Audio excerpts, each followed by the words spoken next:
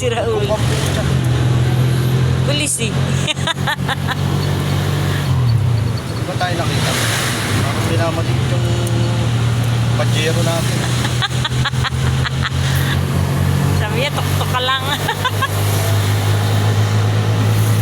Kitang-kita sa camera ka, polis. Bulbul talaga ang polis. Tarlac na. Nakarating ka na ng Tarlac ah. Tarlac! I'm here in Tarlac now, guys.